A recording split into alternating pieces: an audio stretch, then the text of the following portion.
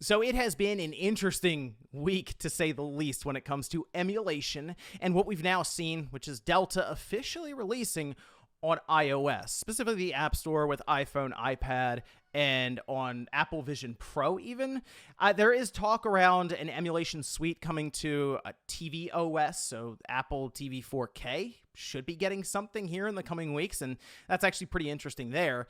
But even though you've been able to load emulators on an iPhone or an iPad before by doing things like jailbreaks and essentially hacking the system, and technically emulators are available all over the place on many different devices, it has not stopped the internet from seemingly having a blast with this suite of emulators with Delta, where they're posting up videos and images of them playing mostly Nintendo games, yes, and also some Pokemon stuff, of course, thrown in there, but definitely taking advantage of Game Boy, Game Boy Color, Game Boy Advance, DS, N64, and so on. And it has made me wonder about Nintendo's next big move, which we know their next big move technically would be their next system.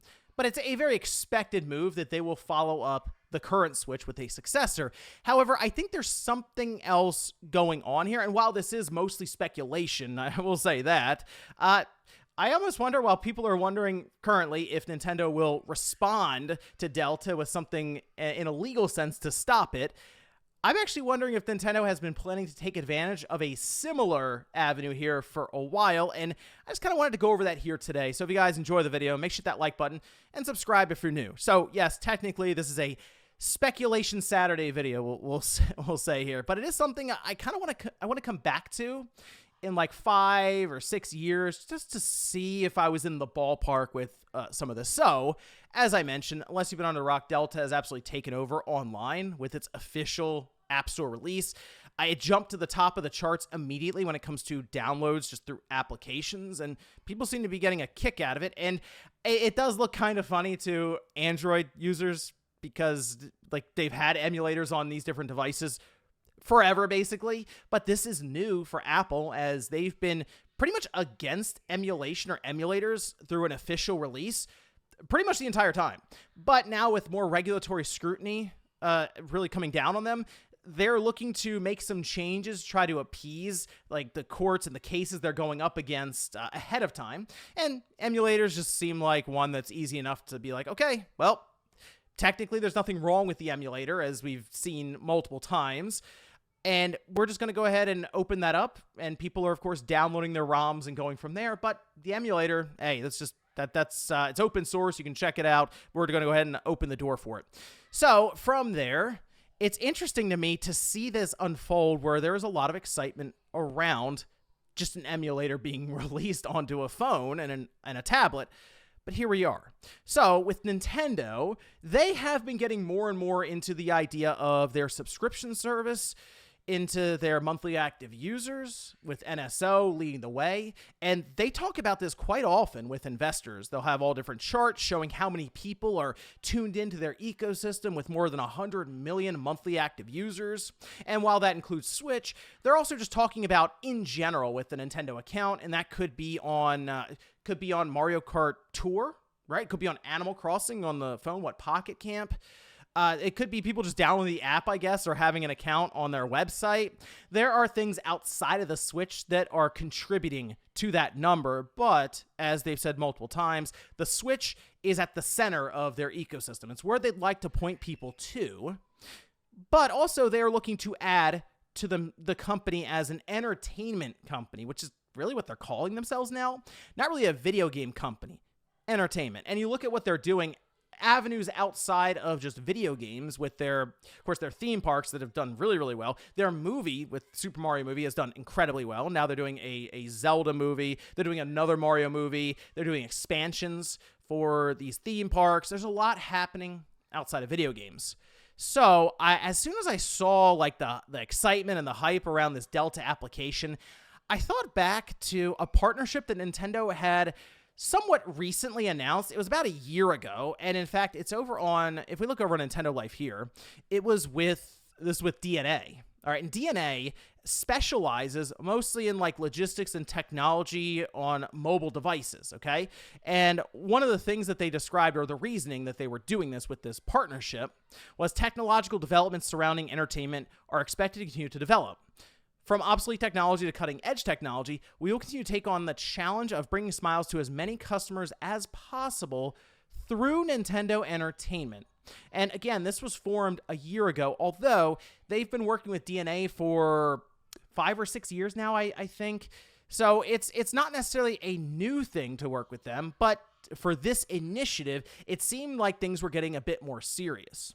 And I assume they're going to be working on stuff for the next system that I assume Nintendo is going to be announcing before the end of this year. We'll see. But obviously, Nintendo should be working to improve just the overall infrastructure and set up user interface for their online service for the next generation. But I do wonder if they have plans to expand that further, because while Nintendo has clearly bought into the traditional way of you make a system, you make games for that system that are very good, and then you sell the system because of those games. I mean, things around them are changing, and I'm sure they understand this, and I'm sure they also see a lot of the opportunity just outside of their one system. But I don't necessarily think or even suggest that they start moving their big exclusives to other platforms like PC. I think there's another avenue they can take, and I feel like if I see it, and now we see how the internet has kind of reacted to playing some of these games on their phones, I feel like Nintendo probably understands it, and the fact that they did make a bit of a push there for phones makes me wonder if they reevaluated a bit and pivoted to the idea of Nintendo Switch Online in some capacity coming to phones. And I know I'm sure there are people who just immediately recoil at that idea. It's like, you can't put Nintendo games on something else.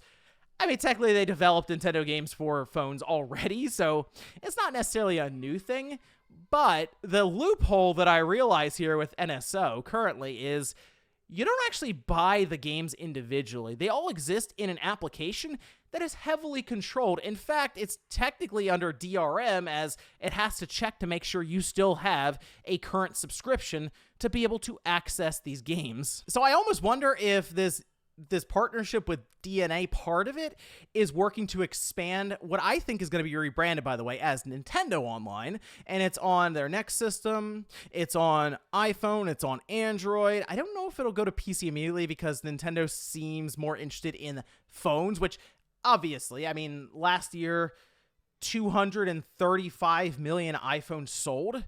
There's hundreds of millions of people signing in and checking out the App Store every week.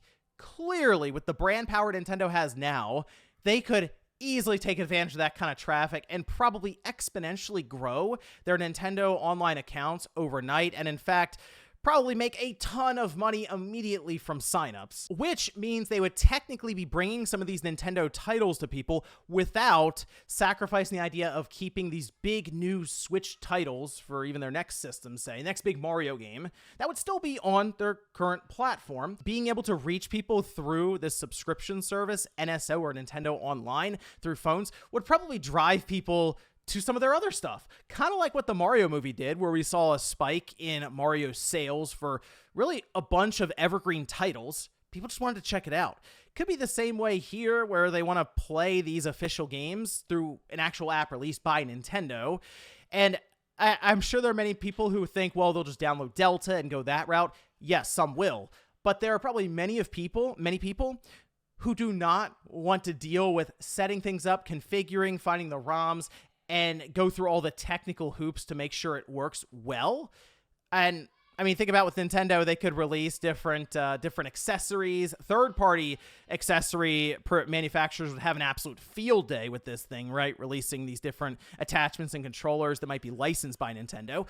But I think there are just a lot of people out there, especially in the Apple ecosystem, who don't want to deal with any of that. They would rather pay maybe $50 a year just to have an officially curated list that works fine out of the box. And so while the majority of the discussion has been around Nintendo's next hardware release, I think this could potentially be the next real big move, as it would do a lot for Nintendo in terms of revenue, clearly, and it would do a lot in terms of exposure and continue to drive sort of that brand recognition that they have built up quite a bit over the last decade. But let me know what you guys think about this one down below. If nothing else, keeping an eye on what's to come from this DeNA Nintendo partnership should be very interesting, but let me know if you think it's possible that Nintendo could actually release Nintendo Switch Online, maybe rebrand it as Nintendo Online on other devices, specifically mobile phones and maybe tablets. Thanks guys for watching, and I'll see you next time.